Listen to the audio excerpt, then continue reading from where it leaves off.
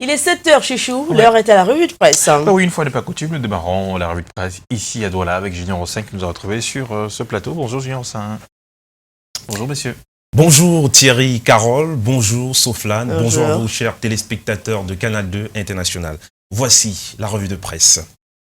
La chloroquine est interdite au Cameroun depuis près de 20 ans et ça, beaucoup l'ignorent. Mais ce matin, l'œil du Sahel tire la sonnette d'alarme contre la chloroquine du Nigeria qui inonde la ville de Maroua. Pris de panique, les populations veulent prévenir le Covid-19 et depuis quelques jours, nous apprend l'œil du Sahel de ce vendredi, la chloroquine vendue dans les rues de Maroua et qui relève de la contrebande est devenue le médicament le plus recherché du moment. Dans cet article en kiosque de ce vendredi, vous retrouverez des déclarations de pharmaciens qui argumentent sur l'interdiction de la chloroquine et de la dangerosité du médicament en circulation en ce moment à Maroua.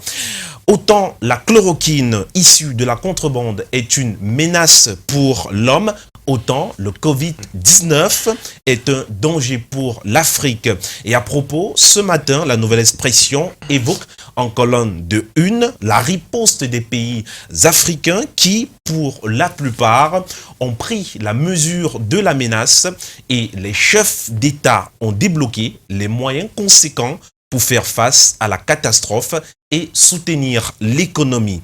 À la page 5 du journal, ces différents pays sont cités, ainsi que les sommes gigantesques débloquées, tantôt pour perfuser les entreprises, tantôt pour venir en aide aux ménages. C'est à lire en kiosque ce matin. Retrouvez également dans ce journal les statistiques des 100 pays les plus touchés au monde par le Covid-19.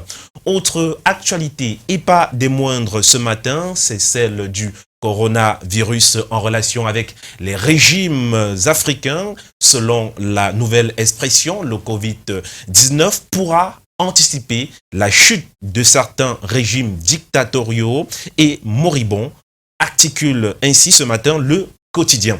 Une analyse à découvrir en kiosque ce vendredi 3 avril 2020. Parlant de régime politique, le Messager de ce jour s'intéresse froidement au régime, du moins au régime du président Paul Biya et nous laisse lire à la page 3 que le milliard de francs CFA, que les milliards de francs CFA débloqués par le chef de l'État camerounais pour lutter contre le Covid-19 viennent simplement se greffer aux initiatives précédentes, presque toujours vouées à l'échec. Le dossier politique du Messager de ce vendredi décrit la situation en 4 points.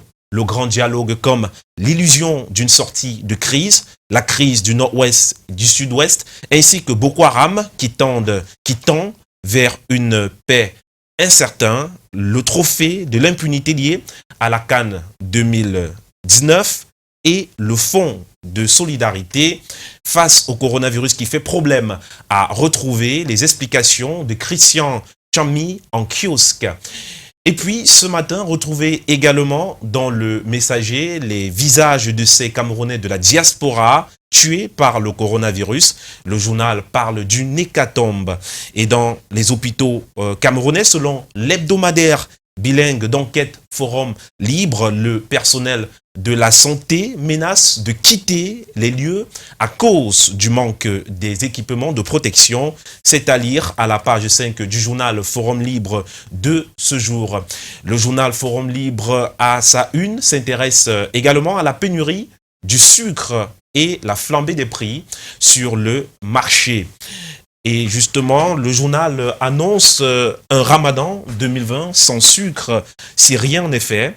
Retrouvez donc de nombreuses inquiétudes de fidèles musulmans du Cameroun.